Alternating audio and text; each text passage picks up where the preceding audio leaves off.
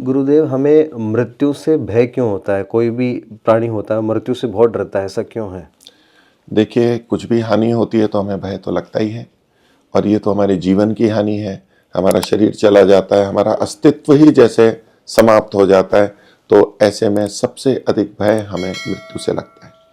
हम जब मरते हैं या कोई हमें मारता है, ताड़ित करता है, तो उससे जो कष्ट पीड़ा होती है शारीरिक, वो तो होती ही है, उससे भी डर लगता है। लेकिन मृत्यु का भय मात्र इतना भय नहीं है, क्योंकि हम अपने अस्तित्व के प्रति बहुत संवेदनशील हैं कि मैं हूँ, मैं रहना चाहिए, हम समाप्त हो जाएं, ऐसी जो क्रिया है मृत्यु, तो भय लगता है।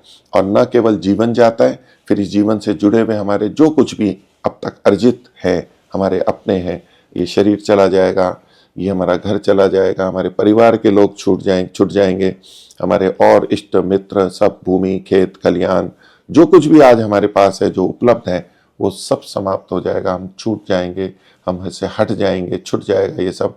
तो इन सब वस्तुओं के हट जाने का हमारे को भय लगता है। लेकिन इसमें सबसे मूल बात है कि इसमें हम स्वयं अपना नाश समझते हैं, इसलिए भय लगता है।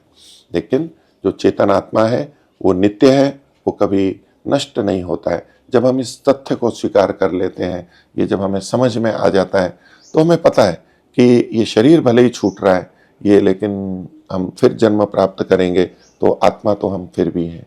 तो अगर ये सब कुछ छूट जाएगा, घर खेत खलियान, अगले जन्म में पता नहीं मिलेगा या नहीं मिलेगा, तो हम ईश्वर पर विश्वास रखते हैं। ईश्वर है और वो न्यायकारी है, तो हमारे कर्मानुसार जो स्थितियां हैं वो फिर से हमें प्राप्त होंगी। जैसे इस जीवन में हमें प्राप्त हुई हैं जन्म के समय, ऐसे आगे भी हमारे को कर्मानुसार प्राप्त होंगी।